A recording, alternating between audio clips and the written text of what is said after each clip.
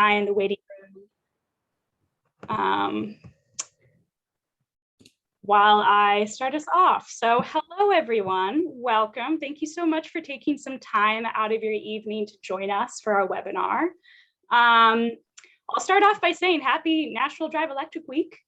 This webinar is one event in a series of in-person and digital events across the country that are all aimed to celebrate electric transportation and educate people about different electric vehicle options and cleaner alternatives. And so if I'll later on in the event put a link into chat where you can discover more events about EVs and EV charging. But there's many organizations out there. We will also be hosting a webinar tomorrow, all about developing EV charging projects within New Hampshire. So if you're curious about that, do attend if you wish, but welcome. Thank you so much for joining us. Today, we'll be having a panel discussion of 5 New Hampshire-based EV owners who will share all about the more practical side of owning an electric vehicle. And that's from maintenance to charging to kind of costs associated with EVs. And we'll also give you an opportunity to ask any question that you may have for an EV owner. And I'm sure they'll be happy to answer. So at any point along this webinar, feel free to enter a question into the chat and we'll make sure that we answer it for you. So before we get into the fun stuff, I'm gonna quickly take a moment to introduce the partners on this webinar who are hosting this event. Firstly, I'll introduce myself and my organization. My name is Annie Henry, and I'm the program manager for the Monadnock Sustainability Hub, which is a nonprofit here in the Monadnock region. That is Southwest New Hampshire, for those of you who have never visited us. And our mission is to strengthen the sustainability and resilience of our region by helping to lower our greenhouse gas emissions and ultimately reach 100% clean energy. And part of that deals with electric vehicles and helping our region adopt as many EV options as possible. And then we also work with other organizations throughout the state to kind of help support other initiatives statewide that are doing the same. So with that being said, I'll turn it over to Josh from Clean Energy New Hampshire to give a bit of a spiel about his organization. Thank you, Annie. I'm Josh. I'm the program coordinator at Clean Energy New Hampshire. So I manage our local energy solutions work group, and we're putting on the LES conference, which is coming up on October 8th. I help municipalities to work through the political hurdles of clean energy projects, going through different providers, what legislations their towns have that are either helping or blocking those projects, and then just helping them to move forward to a clean energy future. Clean Energy New Hampshire is involved in the legislative process, trying to be a fact-based, nonpartisan organization that can help New Hampshire move towards clean energy projects, legislation, and policy that is good for everyone. Awesome, thanks, Josh. We'll also link the conference Josh mentioned in the chat as well. Jessica? Great, thank you, Annie. I'm Jessica Wilcox, and I'm actually a transportation program specialist with New Hampshire Department of Environmental Services, and I coordinate our Granite State Clean Cities Coalition here in New Hampshire, which works with fleets and businesses and towns and cities that are interested in transitioning away from petroleum fuels, and electric vehicles falls into that bucket. So I'm excited to be here today. And I do have a few slides I'd like to share with you all. Next slide, please. So electric vehicles, or EVs, as you've probably heard them being called, are transforming transportation, right? Today, there are over 40 different electric vehicle models available just in the Northeast. What's more, the cost of EV batteries has been decreasing from over $1,100 per kilowatt hour in 2010 to just $137 per kilowatt hour in 2020. So as this continues to fall, we anticipate the cost of EVs will continue to come down with that. Next slide, please. So EVs need to be charged with electricity, and this is what fuels their batteries, basically. And although studies show that 80% of charging does happen at home, public charging does play a vital role in driving EV adoption. And I think I did see a little a note in the chat about who's going to take the Volkswagen money to install chargers in New Hampshire. So we're going to get to that. Some exciting things happening here. So next slide, please. So as I've mentioned, EVs are charged with electricity, and there's currently 3 different types or levels of charging stations.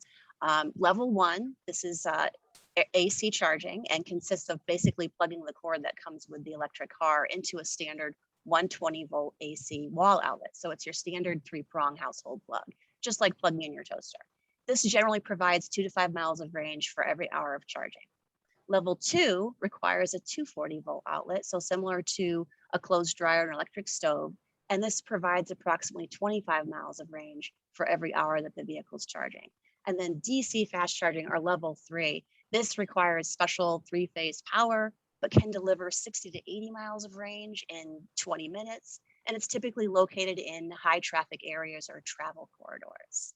Next slide, please. One thing I want to point out that's unique to DC fast charging is that there's 3 different types of connector plugs that are associated with different automakers. So Tesla uses its own proprietary plug that currently can only be used by Tesla vehicles.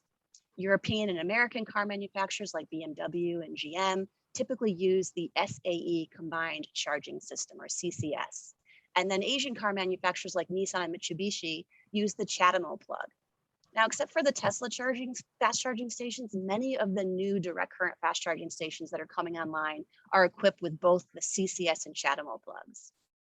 Now for some exciting news.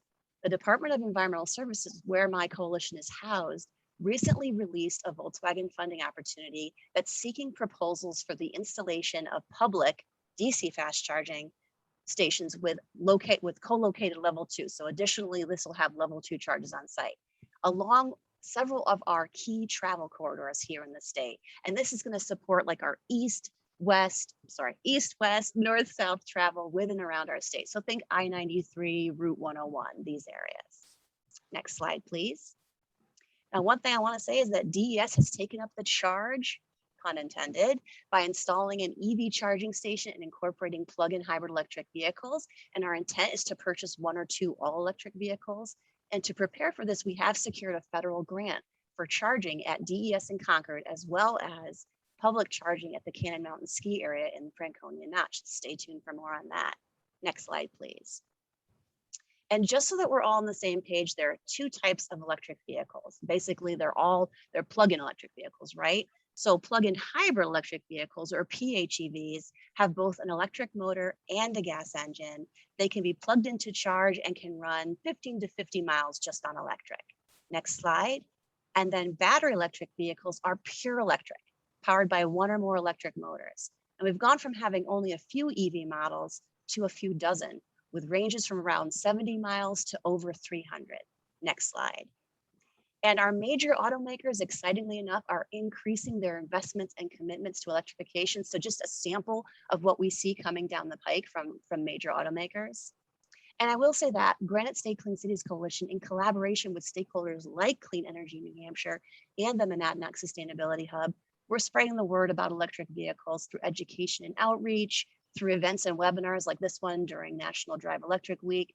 And I would say if you're interested in other Drive Electric Week events, there are others happening in Exeter and Nashua. So check out driveelectricweek.org for those. And if you go to the next slide, Annie, I'd like to call attention to this image on the slide of the official proclamation from the governor proclaiming this week, September 25th to October 3rd, to be Drive Electric Week in New Hampshire. So we hope that this information gets you charged up about driving electric, and I'll turn it back over to Annie. Great, thanks so much, Jessica. So hopefully that gave you a little bit of information if you're not too familiar with electric vehicles, but we'll also send out some resources after the panel that you can learn even more about those. So now on to the fun part, the EV owner panel. Here are our EV owners depicted with their EVs. I'm going to go ahead and show everyone's faces so that way we can see all the members on the panel here. So before, here, one second. Okay, I think that worked. So before we get into the nitty-gritty of it all, I would love it if our panelists could take a moment to kind of introduce themselves in this sea of Zoom faces and tell us where you're from, what type of EV you own, and then when you bought your EV as well. So John, do you want to start us off? Sure. John Condos. I live down in Chesterfield, and I've got a Bolt that I've had for 3 years, and I really love it. Awesome. Peter Hansel. Sure. I live in Keene. I have a Bolt that I am leasing starting last February. Prior to that, I had a Volt that I leased three different times over a 9-year period. And prior to that, I had Priuses, which were not all electric; they were hybrid. But I'm also on the Keene Energy and Climate Committee, which is very much concerned about getting our city transferred to 100% electric, and part of that 100% renewable, 100% renewable energy over the next decade or 3. And part of that strategy is to transform our transportation network into all electric. So that's part of why I'm excited about being part of this. Awesome. Thanks, Peter. And then the other Peter, Pete. Hi, my name is Pete King. I live in Mount Vernon. In 2016, I bought the Bmw i3.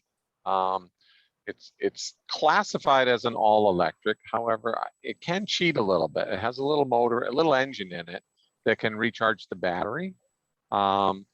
So it normally will get 80 to 100 miles per charge, but I can double that if I run the engine at the same time. It's technically not a hybrid, and they actually have set it up in the US sort of in a complicated way, so it's not easy to charge the battery.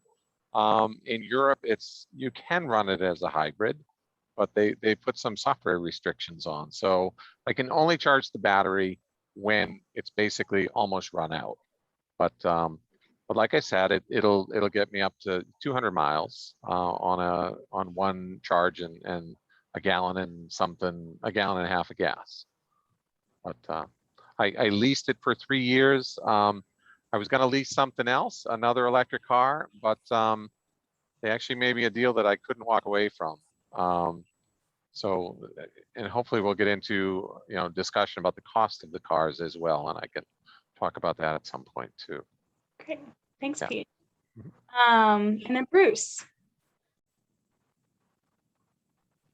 I'm a retired mechanical engineer.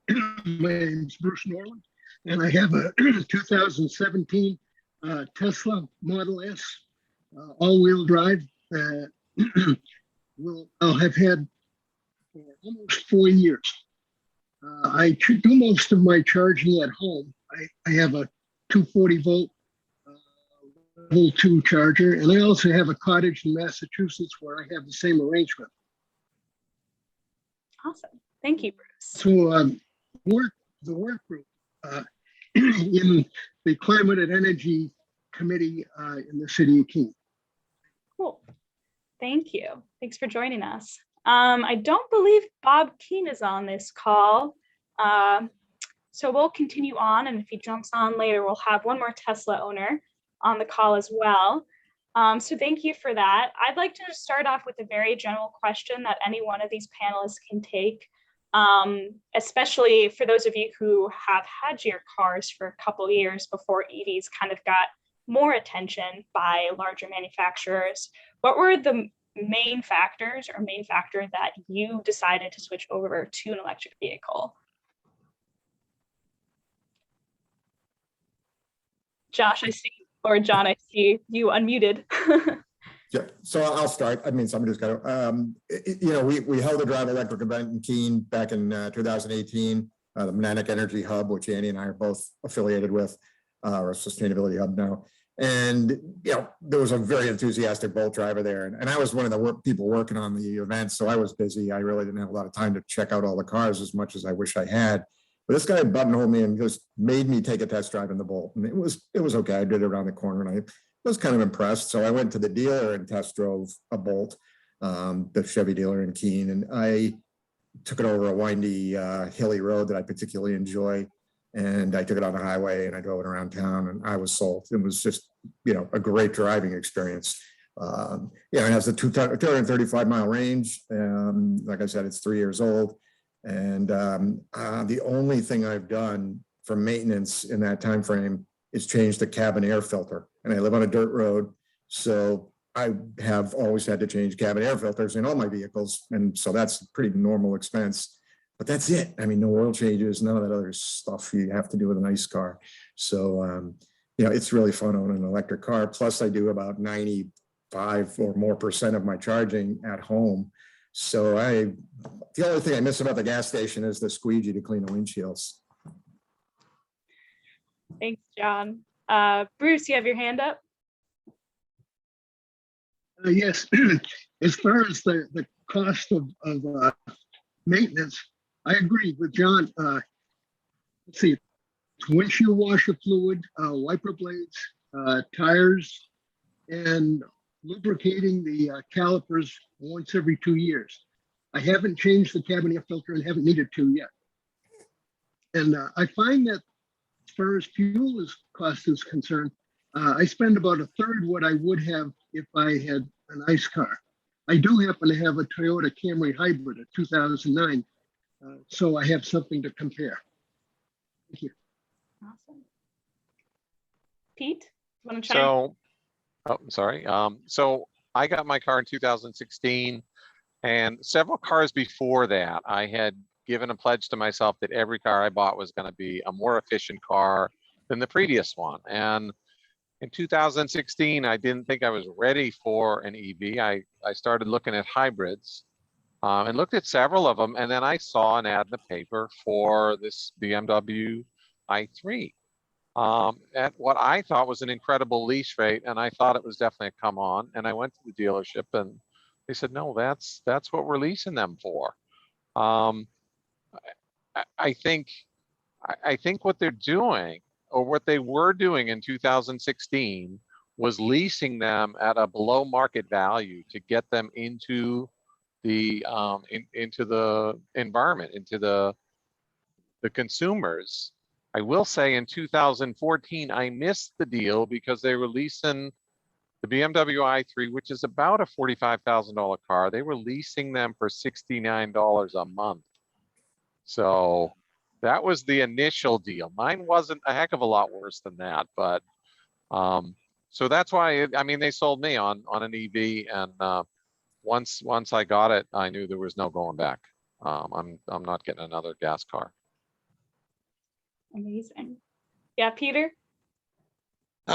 Yeah, I said in my introduction that I was a Volt driver for 9 years prior to making the decision to go all electric. Volt, as you all know, is a electric hybrid, and I was used to plugging it in every night, and the way I was driving it, I almost never needed to fill up gas.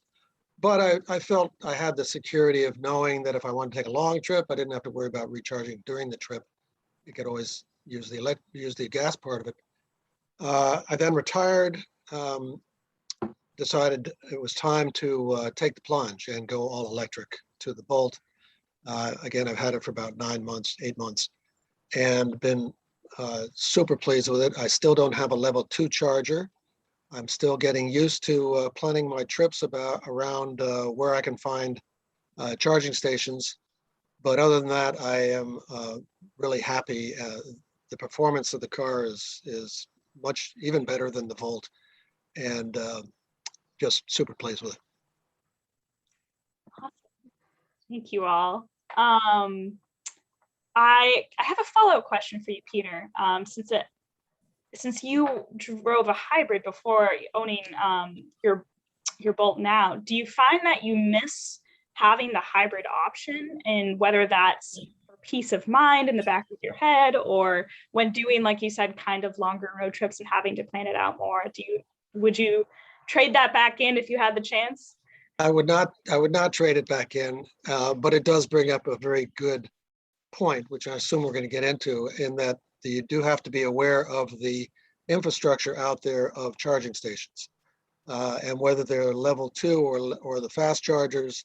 If you're going on a long trip and you don't have a lot of spare time, you're going to want to find fast chargers, which will recharge my Bolt in about an hour. And I've got a little bit to get used to that. Now that I'm retired, I can take a little more time on my trips, and plan to find a place to go out to lunch while my car is being charged. That's probably a good thing. So I don't have no regret in going all electric. Awesome. I guess that gives us a nice segue into talking about charging a little bit, and we can always loop back around to maintenance as well, because that was mentioned earlier. And especially at peak keen, because you have a smaller range on your car. I'm curious for everyone to know, what is it like? Because as Jessica said, we have more anticipated funding going into developing the infrastructure, but what is it like? Yes, Josh, sorry. David is raising his hand. David, do you have a question? I was wondering if I just could comment on the first question. Do you own it? Yeah, I got into my first EV was a 2013 Nissan Leaf that I bought in 2017.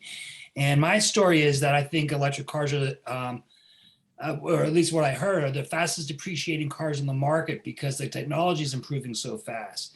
And I was able to buy my 2013 Leaf in 2017 for under 10 grand.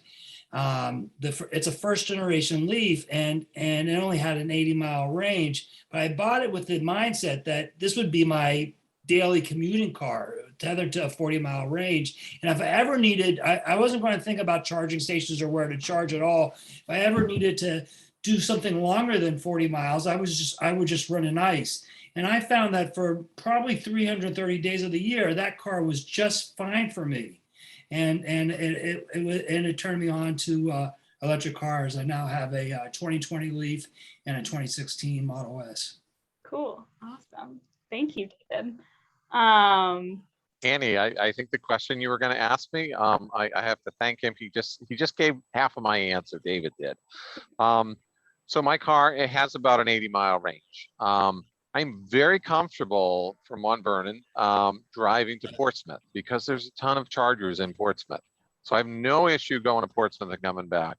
To go to Keene, though, I'm a little nervous if I were to try to get there and back because the infrastructure is not as common.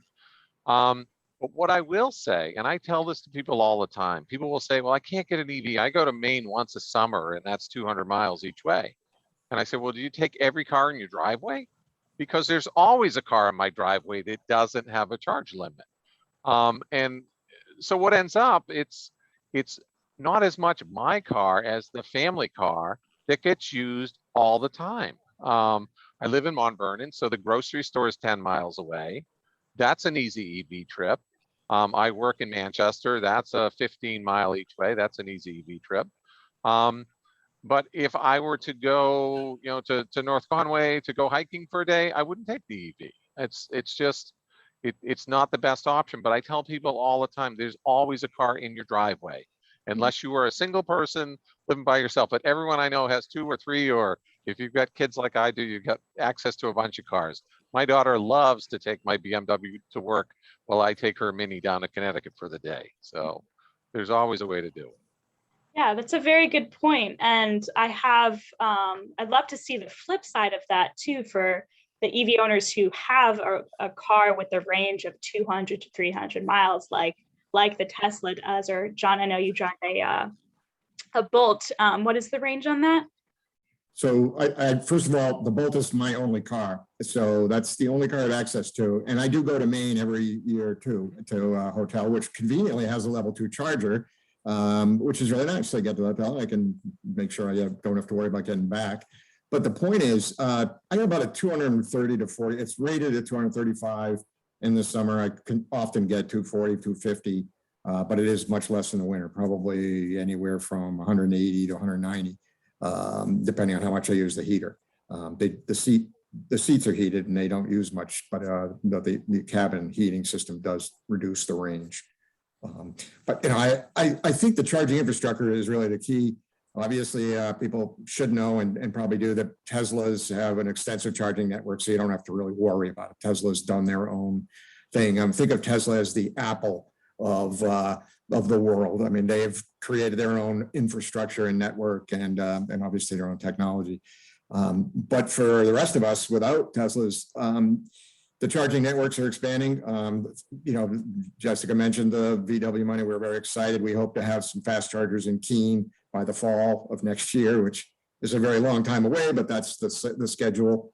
We've got a welcome host site and we're working on that right now. But luckily where I live, I'm close to Vermont and I can go, just the same distance from my house to Keene and get a fast charger. And I do occasionally when I need one.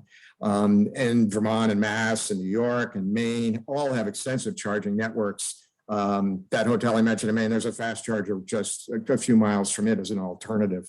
So the problem, frankly, is New Hampshire's behind the 8 ball on this, but we're beginning to catch up. But the charging networks are extending everywhere. They're building them out all over the place, which is really exciting. Bruce, now with as John was saying, Tesla has quite the extensive infrastructure that they've built out. What's your experience using the Tesla chargers when you take a longer trip? Well, Tesla now has about 10,000 charging individual stations. And some locations have 8 chargers, like in Brattleboro. And I think the average is probably 8. Some have as few as 4, but others have, there's one that's got 40 chargers in California. I have a range, started out with a range of 259 miles. And here it is almost 4 years later, and that range is still about 250 miles. I've taken a trip to Fort Wayne, Indiana with no problems and down to Florida. The apps are really a big help. And the charging network is really extensive. Not so much in New Hampshire, but it's coming. Even Dartmouth, Hitchcock, and Lebanon charging stations. So you can find the chargers. And for me, it doesn't cost me anything to charge at a supercharger, a Tesla supercharger, because that came with the car when I bought it. I now have 36,000 miles in the car. One of the other things I like is the fact that I can warm up the car in the garage because there's no exhaust fumes. So anyhow, That's very cool. that's what I've got. New Hampshire winters, that's for sure. David, do you have anything to speak on that? I see your hands up. Yeah, I mean, I was really nervous when I first got my Tesla about this. And my experience when I drove to North Carolina was I had to stop to go to the bathroom more than I had to stop and charge. And that the charge I was able to put on while I was doing my business, so to speak, was enough that I never had to stop just to charge. So it was no detriment. And the supercharging is just amazing. My wife is an avid hiker, goes to the White Mountains often to hike, and she takes a Tesla. She might have to stop at one of the superchargers in Lincoln and just put on a little charge to get her to some remote area. And then it gets her back to Lincoln and she puts on a little bit more charge to get back home. So it hasn't even been a problem for us here in New Hampshire. Yeah, Jessica? I happened to see a comment and a question in the chat that I think may be good for Bruce or David even to respond to. It's from Christopher. He's saying, I don't use the heater in the winter or the AC in the summer unless I have someone older in the car with me and I'm not going very far. So that's one important tool, right? The less accessory draw on that battery, the more range you're going to keep. But he's also curious to know, what do you think of Tesla charging for leaving the car on the charger over 5 minutes? Is this something new with Tesla? Are they doing this to try to get people to get off the charger sooner? I can answer that. The idea is that you're not supposed to leave your car when it's fully charged at a Tesla supercharger, because you're taking up space for someone else that wants to charge it. So that 5-minute penalty only comes if you if you don't pay attention to how much charge you've got.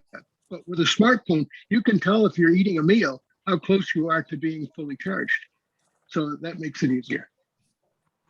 Yeah, it's only if all the charging stations are, if all the chargers at that station are occupied or more than 80% occupied. So Right. if you pull up to Right. a charging station, there's only one other car there, and you're done charging and you're still plugged in, you're not going to incur that penalty. It's again, like we said, it's to avoid taking up the slot when other people are trying to move into the charging station. Right. Awesome. Thank you. I see Brett has his hand up. Do you have a question? Yes, I do.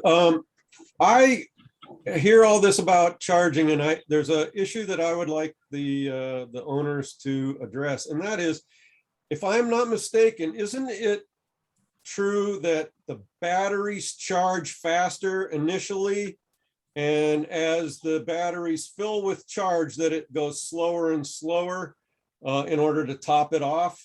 So if that is correct, and I believe it is, correct me if I'm not, but isn't it something where if you were doing a long ride and time was of the essence, it would be more efficient to say, stop in at a charger and charge it from say 40 to 60%, whatever works.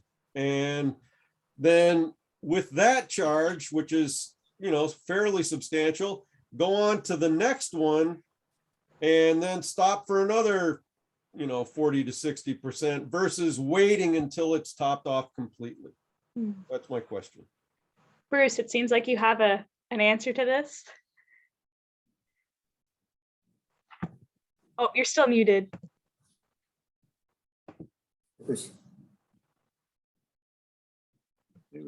Oh, okay. I find that I usually don't go less than about 20% charge, before I recharge.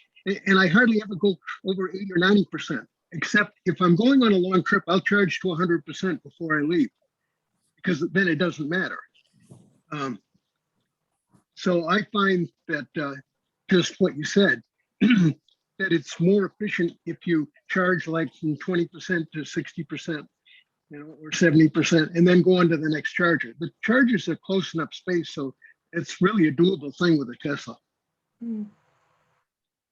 It seems like one of those scenes you just have to get to know your vehicle a little bit and then plan extra if you do want to be a little bit more strategic about your waiting time, maybe, depending there is an app called a Better Route Planner, which helps planning the trips. It'll show you how many chargers are being occupied at any particular time. And it will actually give you a very good idea of how to save time. I find that I want to stop about every 2 hours anyhow, on a trip, even if it's just a short bathroom break. So and you can charge a lot. The newer chargers charge even faster than the older ones did. So I think Annie made a good point about you have to know your car, you have to know the chargers. Earlier, there was a graphic showing the 3 types of chargers. For my car, the 120 volt charger, I think it would take it about 12 hours, maybe 14 hours to charge if I only relied on the 110 volt. I have a 240 volt charger in the house. I use that all the time. It takes about 4 hours to fully charge the car. If I go to Bedford and stop at the Whole Foods and have no charge left, it takes about 20 minutes to get a full charge. So it really doesn't make sense for me to say, well, I'm only going to stay here for 16 minutes and get 80% charge. But yeah, the last few minutes, you do get less charge. But it's, if you're on a high-speed charger, it almost doesn't make sense for me to say, well, I'm only going to go to 80 and then leave. So, but like you said, Annie, it's knowing the chargers and knowing your cars. Yeah. You brought up a good point that I'd love to hear from other EV owners as well, of at-home charging, because for long trips, that's when you rely on the network of chargers out there. But I know, like John, you had said that very rarely do you even need to utilize that. Yeah, I mean, it's all about your driving patterns, and you know, I spent my life traveling the world, and now I really don't have any great desire to travel outside the Monadnock region. So I do virtually all my charging at home. But what happens when I have back-to-back trips that exceed my ability to charge at home? And another funny story. I have a good friend in Vermont who got a free charger from his utility company when he got an EV, and I'm still waiting for the incentive Eversource has been talking about giving us in New Hampshire, and being a tightwad, I'm going to wait for that. So I use the 110 volt, 120 volt. So it's worked fine for me, except for the few times when I have back-to-back longer trips and the battery's drained beyond what I feel comfortable going out with the next trip on. So I just scoot over to Bratt, which is only, 15 miles away, and I can hit the fast charger and get what I need. So, but I only need to do that, a few times a year. I mean, by and large, it works real well. But again, when I I go to Boston and I go to Maine, there are plenty of chargers there to choose from. So I don't see any issues. And I can go to Concord and back in Manchester and back, no sweat on my range on the Bolt. So most of my travels, I don't really need a charger on the road, except when I go longer distances. It's usually outside the state. I haven't gone up north lately, and partially because I'm not confident of the charging network up there. But for most of my other travels into Vermont or Maine or Massachusetts, it's a non-issue. I just charge wherever I go. I have a free charger at both the hotels I stay at and a couple of places I go. So that's not a bad deal. Yeah, and just to clarify for the audience, the 120 volts, that is level 1, just plugging in your wall like you would. I think Jessica compared it to a clothing dryer. No, the clothing dryer is the 240. So and I'm getting about 5 miles per hour on the wall plug. Okay, so just a wall plug that is equipped with every car. Does anyone else here have a level 2 charger installed in their home? And I believe, I don't know if Tesla's still giving that with their cars that they buy. They do. I see Bruce shaking his head yes. Do you want to talk about that, Bruce?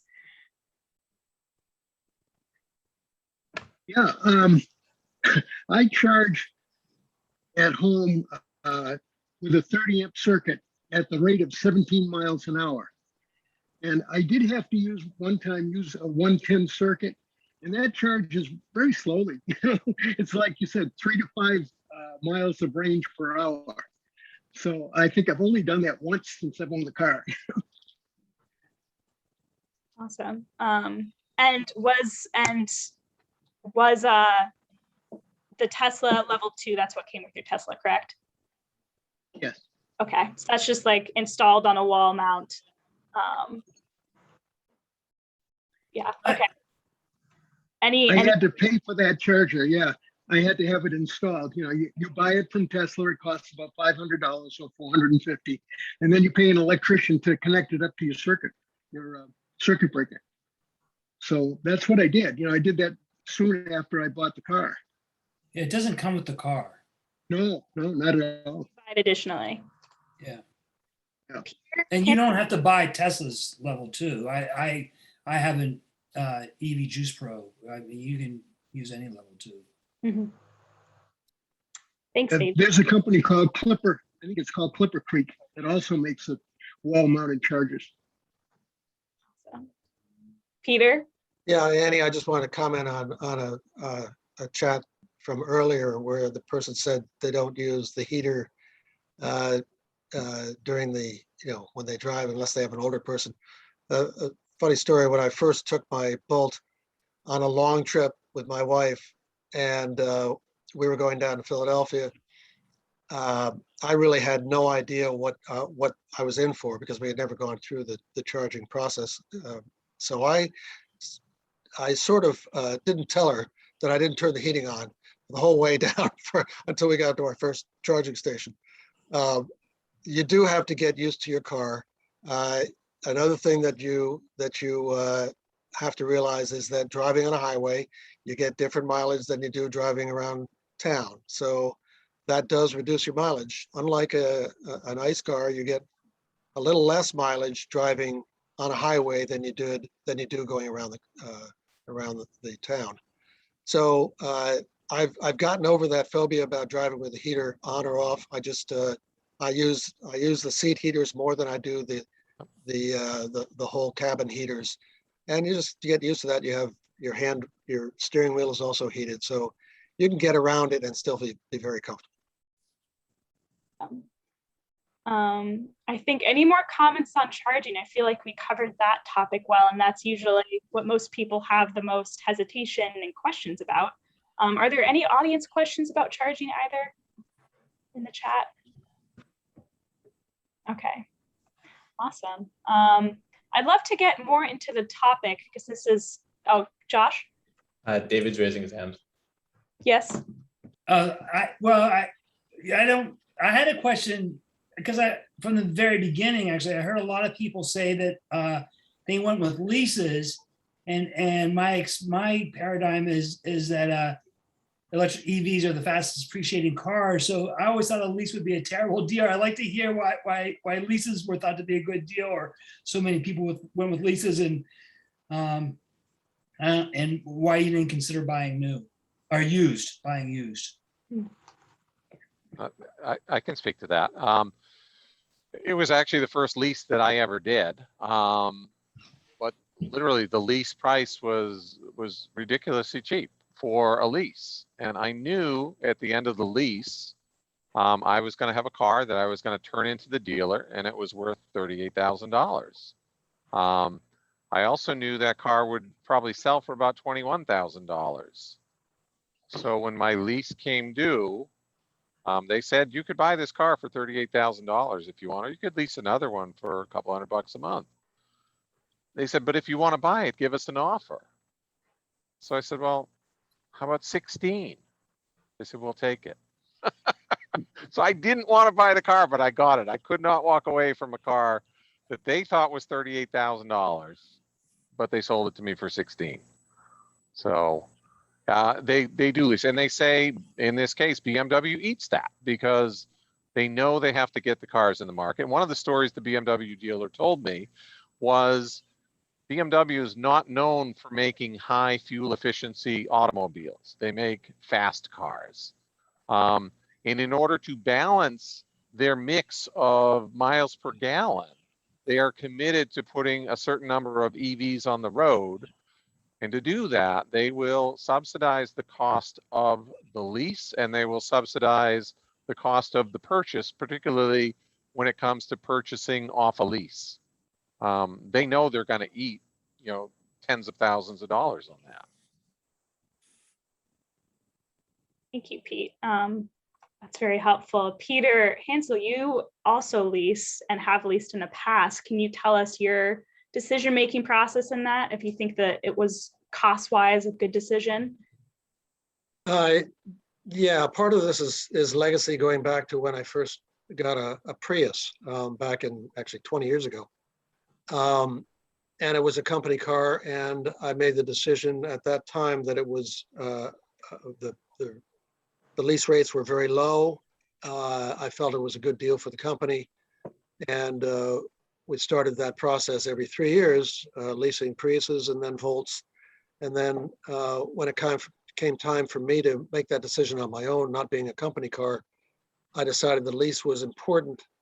I'm hedging my bets a little bit because I noticed that the technology is changing rapidly for EVs, and I didn't want to be caught owning one for longer. If the technology had caught up with me, I wanted the option of being able to upgrade to a more even more efficient, longer range vehicle once the lease was up after 3 years. So that's the main reason I did that. And the lease rates were still in February still very favorable. Particularly if you put a little bit of money down, you can keep that lease rate even lower. Thanks, Peter. Yes, Bruce? I paid cash for my car, but I believe it's going to last 20 years. Because they're better built for one thing, Mm-hmm. And the other thing is, I really like the acceleration. It goes from 0 to 60 in 4.2 seconds. And it had one of the highest crash ratings. And they were testing some Teslas, and they found they couldn't get them to roll over because the weight of the batteries is so low.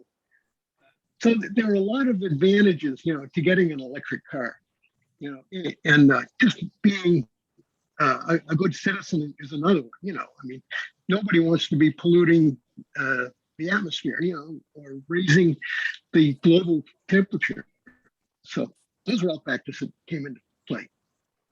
Yeah. And now Teslas are so much in demand that it's hard to buy a used Tesla, hard to justify it because, and the only reason people are so likely to buy a used one is that it takes so long to get a new one. There's such a backlog. So that's all I've got. Thank you, Bruce. Jessica, so you had a hand up. Are there questions already? Yeah, I actually saw one in the chat that I thought might be timely. Rob is asking, what is the incremental hit to your monthly electric bill for charging your EV? And before you guys answer, I do want to add that one response that was kind of interesting, and I'd love to hear from you all on, is one gentleman was replying that they have solar that covers their use. So I'm curious to know the hit to your electric bill and if any of you are using solar to kind of offset that.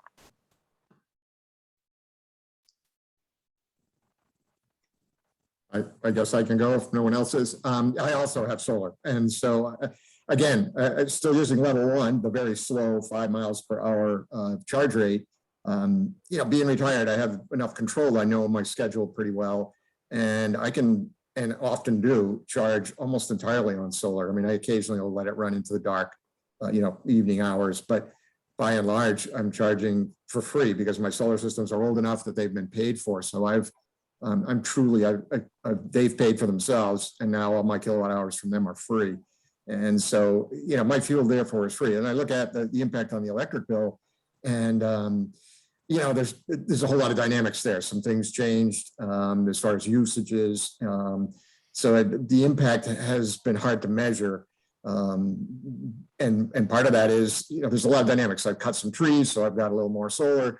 We used to have a pool. The pool is gone, so there's no load there. So it's very hard for me to actually quantify it on my electric bill very cleanly. It's kind of murky. But at the end of the day, I'm still in the situation that I've always been in of having, an electric bill only 2 or 3 months a year. So that I have to buy electricity, in other words. So I produce more than I use 7 to 10 months of the year. And that's not a bad situation, I guess, to be in. And I have an electric car. I guess I looked at what the cost of electricity was the first few years I had it. I averaged about 1,000 miles a month, and it was about $30 to $35 a month on average over what I had been paying before. Of course, now that with all the work at home, it's much less than that. But I've also, as an engineer, I like to try to figure out what would this cost me in gasoline. And that $35 worth of electricity for 45 mile per gallon car, I think would have been twice that. And for the average car, and the average car now is 25 miles per gallon, it'd be about $120 a month worth of gas. So I'm paying 35, and it's half to a third of what it would cost to fuel a car with gasoline. Yeah, that's very fascinating. Jessica, I don't know if you know off the top of your head, there's a tool that some entity has put together where you can actually see, based on the gasoline and electricity rates in your region, what the going rate for electricity versus gas would be. And I'm always surprised about how much cheaper electricity is for fueling an EV. Yeah, it's the e-gallon tool. And I think the difference right now between what it would cost for a gallon of gas versus a quote unquote gallon of electricity is about $1 different, $1 less for electricity. I can put that tool link in the chat. That'd be great. That's crazy. Bruce? I agree that the cost of electricity is between a third and a half of what it would be for a gas car, an equivalent car. There's no question in my mind, it is cheaper. You know, even though the electricity rate in New Hampshire and Massachusetts is relatively high, it's still much cheaper. And do you notice that kind of equates when you're using public charging for charges that you have to pay for? I know John was saying that he likes to go to hotels where he can get that for free as kind of a little perk, which you can do. What about charging on the road? Is that more or less expensive than gas stations? How does that work out usually? I don't pay anything. He's got the free charger because he came with his car. let me take a couple of shots at a couple of these. First of all, everyone needs to understand the most basic fact. An electric vehicle is over 3 times more energy efficient per mile than an ICE vehicle. The numbers are pretty clear. 20, early 21, 22% is the max you get out of most internal combustion engine vehicles. Electric vehicles exceed 60%. So the 3 times, it's even greater. So whatever energy you're putting in, you're going to go 3 times further with an electric vehicle. Here's the reality. Electricity is cheaper than gas, as Jessica just alluded to, and there's plenty of evidence of that. And if you happen to have solar, like some of us, I mean, it's about as cheap as it gets. It can be free once your solar system's been paid for. So that's the piece that people need to understand. And the other major part of that, which should be really clear, electricity prices don't fluctuate. Gas prices do. Gas is headed, supposedly, oil is going at $90 a barrel. It's been below 70 for a long time. So you're going to watch gas prices continue to go up. And they go up and down. They go up and down. We all know that. I mean, I remember spending my life looking for the price of gas at different gas stations and where would I get it for my next fill up, which I no longer have to play that game. But that's a huge fact that just goes away. But to the point that Annie asked, yes, it's more expensive to pay for a charger. A fast charger is more expensive than an L2. And by the way, those hotels have the free chargers. I don't go to the hotels because they have them. They're hotels I went to anyway, but they now have the chargers, which is just a really cool feature. I'm glad I like those hotels. But the point of the chargers is, yeah, you're going to pay a little more, and you may get close to, but still be below the price of buying gasoline at a fast charger, depending on where you are, because the price of electricity in different locations has an impact on the price of the fast charger.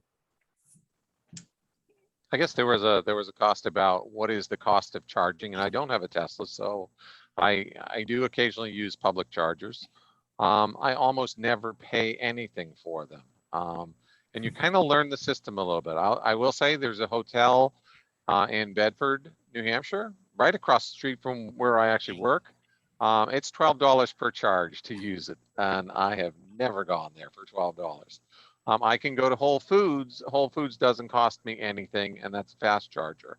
That's just a few miles away. I do shop at Whole Foods only because I charge there. I would never go there if I didn't get a free charge. When I first got my car, I tried to push it to drive as much on electric as I could possibly do. So I would take ridiculously long trips. And I would, even in New Hampshire, one place you can always find chargers is at car dealerships. So I would plan it so that I would pick up a sandwich at Subway and then drive over to a car dealership and spend an hour plugged into their plug in the back of the lot somewhere. I'd go in and ask them for the code to the Wi-Fi. So I'd be using the free Wi-Fi, I'd be using the free charge, and I'd get another few hours worth of driving out of it. And I really, and the whole time I did that, I was waiting for the day when New Hampshire has free chargers all over the place. And we're not there yet. We're gonna get there, but that was, like I said, and there's many chargers that cost maybe $1 an hour or so. I think Portsmouth has some downtown, or Durham does, which is $1 an hour, which is basically the cost of a parking space. So I think those are reasonable. But like I said, there's many free ones out there, and that's usually what I use. Thank you, Pete. I do have a question that for any audience member or a viewer watching this later on, because we are recording, what if they live in an apartment complex or a condo and they're not able to install an at-home charger themselves, what advice do you have to give for if they want to drive electric but don't have that at-home charging option that's not 120 volts? They've got to rely on the chargers in their community or along their commute, or as we've talked about it. Obviously, we're going to start seeing more companies put them in at offices or plants where they have multiple cars owners. We know that's coming. Local hotels and restaurants are starting to do them. In Massachusetts, they're starting to put them at libraries and lots of other places. So the charging networks are going to be built out according to different states' incentives, and Maine, Mass, Vermont, New York all have great incentives, and probably lots of other states too. And California is way ahead. So it's really just a function of the state being on board and understanding that we need to clean up our transportation, put in the charging networks. And yeah, I can tell you where there's lots of free chargers. I joke about those hotels, but I know where there are others. Sure we do. And it's cool. And if it's convenient, you use them. And I don't take advantage of them, but it's it's certainly something you can do if you want to. But again, I'd still reiterate, I get 95+% of my charging at home, and it works really well. I mean, level 2 charger will fill you up overnight. So you don't have to worry about almost any vehicle that's got a range over 250, 300 miles. You can get that overnight in 10 hours. So you're good. Peter, you had your hand up. Yeah, the sort of the flip side of that question is for apartment renters or people that are, working for a company or whatever that don't have chargers, is to put pressure on those landlords or whatever to install a charger. In fact, when you're looking to rent a place, one question you should ask is, do you have a charger? You might not have an electric vehicle right now, but you might in a year or so. And you've got to be able to plan for that. So put the pressure on it from the marketing side, from the demand side, to those landlords to install chargers in there, or at least an outlet, so that you can have a 115 volt at least charger for your car. I know that the city of Keene is looking into standards for multi-unit dwellings to at least encourage those landlords to plan for this if they're making alterations or whatever, so that we know this demand is coming, and the more that landlords can plan for it now, the more competitive they're going to be for people looking for apartments down the road. Great, thank you, Peter. That was a great answer to that too. Bruce, do you have anything to add to that? See your hands up. I totally agree with Peter on that. Put the pressure on the landlords, on the administration, local and state administration, to promote EV charging capabilities for apartments and condos. Like Peter said, it's the wave of the future. And it would be a selling point. I've talked with a few commercial landlords about the benefits of putting charging in for their buildings. Particularly if you plan it before you build the building, it's a very inexpensive thing to put in. The most cost, the highest cost is running the conduit and running the wires to the station. The station itself is an almost insignificant cost. The landlord that I currently have a small office with, he's put several into his buildings, and he's talked to me about them over the last few years. He's been doing it to encourage or to make his space more desirable, to make it more leasable. And I know he then came to me, he has a tech company that was leasing space and asked him to put in, I believe, 12 chargers for their own employees. And I do know an employee in that firm, a young guy who lives in an apartment and relies on work to charge. This is a time right now when the demand for employees is unprecedented. It is a manager's number one problem right now is hiring people and getting people to stay. And for basically the cost of giving them a couple of cups of coffee or a cup of coffee a day is what it would cost for an employer to charge, to pay for their electricity. It's about $1, $1.50 a day for an average commute to pay at work.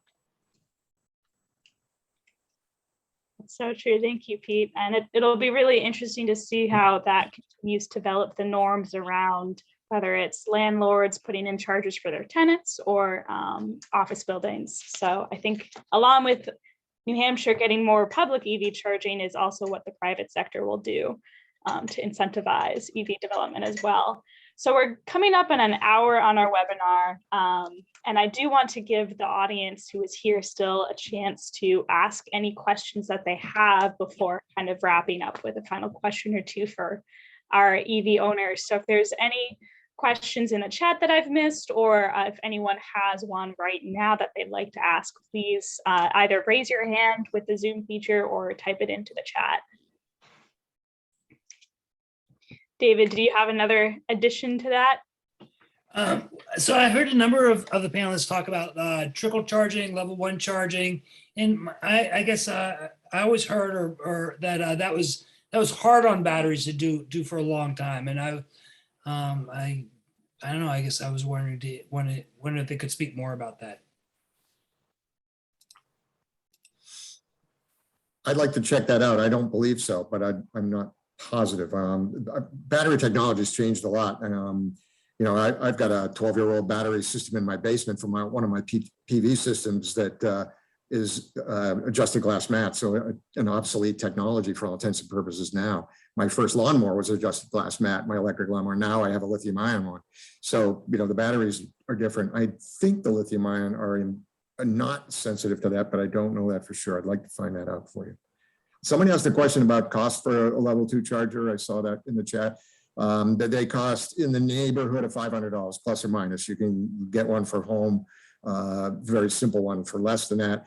If you want to charge people money for it, in other words, if you want the level 2 charger to have billing ability, you go into some much higher costs, and you can get close to $1,000 probably for that, for a single one. Most of the economics, from what I understand, is from the folks who are installing these, they say you want to put in 3 or 4 of them at once because the economics change dramatically. I mean, the cost of running the conduit and setting them up and devoting the 3 or 4 parking spaces, we're talking level 2 now, is better for multiple chargers. So for a business, a commercial entity, when we talk to them and recommend it, we suggest that they do, at least 3 if they're just going to do level 2s. The RFP from the state that's for the fast chargers is requiring 2 fast chargers and 1 level 2. Again, there's some economics there. It's 3 charging stations. So the infrastructure costs are spread out over those. So there's those kinds of things that you have to factor in if you're doing multiple chargers. But for residential or a business that just wants to do the minimum and have their own electrician do it, it's a really simple installation. You can do it for probably well under $1,000, the installed cost of a level 2 charger. Thank you, John. Did I miss any questions in the chat, Josh or Jessica? Awesome. I will ask a couple more questions. Oh, yeah, Jessica? It looks like there is one more question, and I'm not sure if it's a question we can answer today, but it's something to consider. And it's from Jessica. She's asking, I'm thinking about the electric costs that a business might be expected to absorb if they install level 2 charger and allow patrons or customers to use it for free versus the actual install cost. Curious to know if there's any sense of what those costs might be. It's hard to speak to that. I know we had a case study where the city of Durham had installed a level 2 charger in their parking lot and had allowed the public to use it. And it was now probably 5 or 10 years ago. And they were saying that they were seeing approximately $400 a year in additional electric costs for the folks that were using it. But I do think that we're seeing increases in EV drivers to our state and within our state. And so that may be changing. And I would say, Jessica, if you're interested in learning more, to email me. I'd be happy to connect you with other businesses that have installed level 2 chargers if you want to talk with them about what they're seeing for the annual impact to their electric bill. Yeah, Jessica, I think when I was on the EV commission, which was a Senate bill commission, we did talk about that a lot, and some of the experience or some of the information we got was it was only $1 or $2 a day is what it was costing the facilities that had chargers available. They felt that's all it added to their bill. I will say though, there is sort of a negative side. The city of Derry installed a free charger 2 years ago maybe, and they found that they were getting hit with a demand charge. You know, a demand charge is based on the peak usage of electricity, and it's applicable to commercial customers. They found that was adding $400 a month to their bill, which was only a couple of dollars worth of electricity. So they've been kind of fighting with PSNH or Eversource over that. If they didn't run it off a separate meter and they ran it off the city hall, there would be no demand charge because it would be absorbed by they already paid that for the city hall. So they're trying to find a way around that. But that is one of the concerns, particularly with the level 3 chargers. They can have a tremendous demand. The companies are working to offset that a little bit by putting battery storage in the chargers, so that they don't have a really high demand peak flow, so to speak. They can kind of meter it out and battery store it at the charger location itself. That may be something that comes in the future. The Public Utilities Corp is also looking at a few different ways to mitigate the cost of charging. Another thing that would be beneficial is if New Hampshire, I think it would be, if they had what's called a time of use rate, where and every electric vehicle has a setting on it. When do you want it to charge? And I choose right now because it makes no difference to me when I'm buying the electricity. But I could tell it charge between midnight and 4 a.m. The states that do that, you know, I pay about 18 cents a kilowatt hour. Some states it's gone down as low as 4 cents a kilowatt hour to charge off peak at night for an EV. Yep. You know, that would be something that I'd love them to look into. The New Hampshire Co-op has done several things like that. They are a semi-regulated utility, unlike Eversource or Unitil, which are fully regulated by the PUC.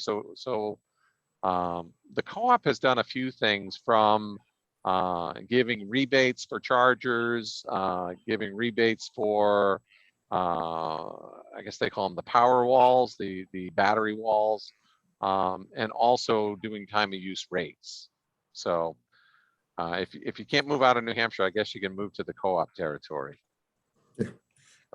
Just a real point of clarification for everyone to understand. The difference is if you put a separate meter on your charger, especially whether it's level 2 or whatever, that's when you get hit with the demand charges. If you have a business that is using any reasonable amount of electricity and you add a level 2 charger and it's used frequently, it will probably have an insignificant impact on demand charges, if at all. Very unlikely. It's really a function of if it's on its own meter, then it's going to get whacked, because if it's commercial as a demand charge.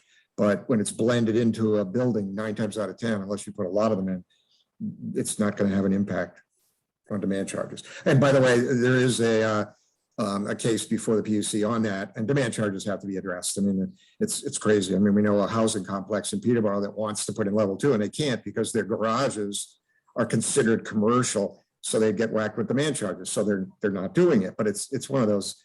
This is not the way we want it to go forward. Eversource knows better, but the state of New Hampshire is also not proactive in this regard. So we're not moving anywhere near as fast as some other places.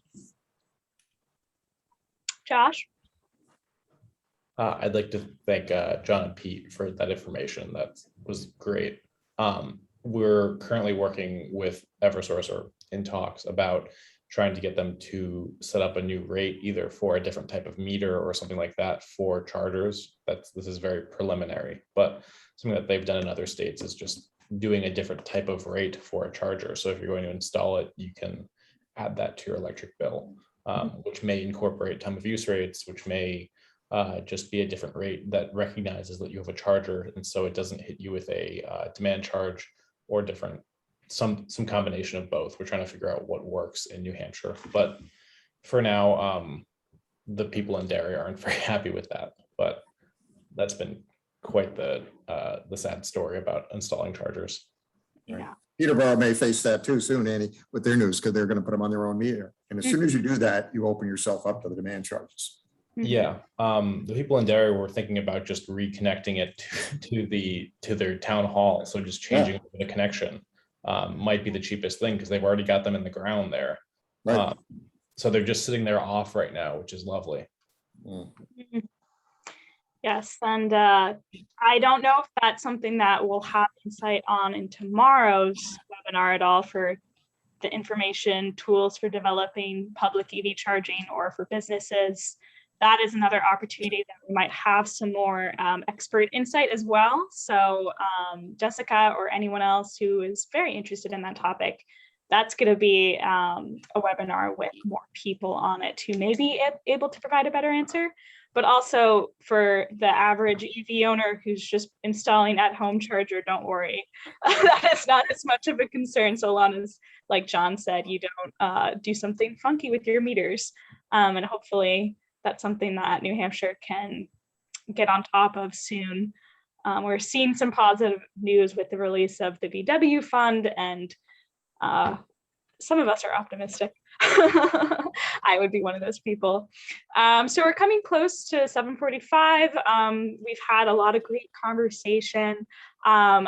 Feel free at any point, if anyone after this webinar has some questions, you can always email me and I can get you an answer, especially if you have one for a specific EV owner. But to wrap up the night, I'd love to have each of the panelists give their advice for any future EV owner who's on the market, ready to decide what's the one thing that you would tell them to keep in mind or to consider when shopping. Bruce, I'll have you start off if you have your hand up. I would say start doing your research right now. Go out and try all the different cars you might be interested in.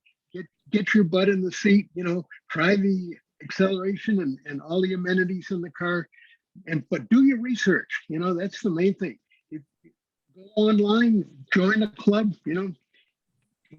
get all the information you possibly can. Thanks. Pete? Well, I think my number one advice, I already gave it, which is you don't need to buy an EV for the longest trip you plan to take in a year, especially if you have multiple cars. I live in Mount Vernon, in a very hilly area, a lot of dirt roads, a lot of windy roads and things like that. And people ask, how is your car in the wintertime? And it is rear-wheel drive. I don't know how they do it. It's amazing. I have a couple of ideas, but I do put snow tires on it. It has very, very skinny tires. They're almost motorcycle tires on it. And the narrower a tire, the better traction is in the winter in snow. So that's part of it. I think somehow they do something with the torque so that it doesn't spin the wheels and it never gets stuck. So those are the two deterrents I've found people say, is in addition to range, which, like I said, you can deal with that if you have multiple cars, and just plan your day. One of the other things I'll say, and I was able to join Jessica Wilcox up at the New Hampshire Motor Speedway a few years ago. And I knew in order to do that, if I left my house and got there, my battery would be empty. So that wouldn't be any fun. So myself and my pit crew, which was an intern of mine and my daughter, we headed out early in the morning, parked at a car dealership in Loudon for an hour or two, got a full charge, and off we went, zipping around the track. So I guess that's all my advice. And if you are not sure, take a test drive, and once you snap your neck a few times on the acceleration, you'll probably go for it. So. Thanks, Pete. Yeah. Peter, John, either of you have anything? Peter? Yeah, just people searching for an EV these days have a lot easier choice than we did a few years ago. The market has just burgeoned into so many choices. I like to buy from or buy or lease from a dealership that I know, and somebody that I can go and talk to and negotiate with if I need to. But don't like Bruce said, do your research, but don't hesitate to just jump in. Just decide to do it and go for it. So maybe I can go next. First of all, for anyone who doesn't believe it, it's superior technology, and superior technology wins. Whether you want to use the analogy to landline phones and cell phones, or film cameras to digital cameras, for those of us who remember that transition, better technology wins, and EVs are better. I mentioned 3 times more efficient. They're quieter, they're smoother. Torque, which matters a lot, and the truck market is about to get its first real electric vehicles with the F-150 Lightning, which is going to be the most powerful Ford truck ever built. And then the Rivians, if you haven't heard of Rivian, go check it out online. I mean, just watching some of their videos every time I do, I want to get one, but of course, I restrain myself when I stop and think about it, because my father was in the auto industry all his life, and he always said, don't buy the first model of the year for anyone. So Rivian's sold out all of their first runs of vehicles because they are so exciting. There's so many great vehicles coming. I mean, it's amazing, but there are Hyundai and Kia both have exciting small SUVs. The ID.4 is now available from Volkswagen. You could go on the list. The list goes on and on. Chevy's sold out all of their initial orders for both their Hummer and their Cadillac, which are both coming. Their first EVs, the new EVs from them. And that's been happening with others too. Really exciting thing we're working on at the hub is electric police cars. They're being adopted in many places because they're so much cheaper to operate. And that's another key reason why an electric vehicle is better. It's much cheaper to own. We talked about fueling, but the maintenance and the combination of those two will save you well over $1,000 a year. And so what a police department finds is that within a year or two, because they use a lot of miles, the car, any excess cost of the electric vehicle and the charger is paid back, and then the car is basically just saving taxpayers money. And so the latest news on that is that the Michigan State Police, which is like many police departments, have rigorous testing to qualify a vehicle. And so the Mustang Mach-E is now the first EV certified for police. It's really exciting. Things are happening at a fast pace, but it's better technology. I mean, that's bottom line. Smoother, quieter, more fun to drive. I mean, everybody's talked about it, but they're quicker and quieter. And that center of gravity, which several people alluded to, and give you great traction, also gives you great handling. And as Bruce alluded to, it's almost impossible to roll them over because of that beautiful centered weight. So there's almost nothing you can say that's better. We talk a lot about the charging, the anxiety, but as the networks build out, that's the last little straw. But pretty soon you're going to be able to get just about any car you want because of the new models that are coming, and they're coming out with an amazing pace. So I'd just say go for it. Okay. Thank you, John. David, do you want to chime in there? I think this kind of thing attracts a lot of nerdy people, a lot of people who are pretty, into the, I don't know, the engineering techie type things. And I guess I just wanted to say, my wife was wicked nervous about having an EV, and she thanks me every day. She says it's the best car she's ever driven, and she loves me for, buying it against her will. Yeah. I just in the chat about that. So most of the police cars that we've seen that have gone electric have been Teslas, but the the Ford Mustang Mach-E is the one that was approved by the state of Michigan recently as a police car. Okay, thank you, John. Bruce. One of the police department is Westport, Connecticut. Yes, Yep. there's Yep. many police departments, the Wyndham County Sheriff in Vermont, real close to us as well. Many across the US are starting, and the hub will be releasing more information about that soon as well. So that's exciting. We're seeing both individual people and then entire departments making the transition. So with that, I'm going to wrap this up here because we've had quite a fruitful and exciting conversation. I've yet to meet an EV owner that is not very enthusiastic about their car. And I think tonight's conversation proved that as well. So for everyone still on right now, thank you so much for attending. I'll follow up. We'll follow up with more resources that we've shared today that have come up in the conversation, as well as some more links to how you can continue to explore this. But we really hope that you enjoyed this. And Josh or Jessica, do you have anything else to say before we turn everyone loose for the evening?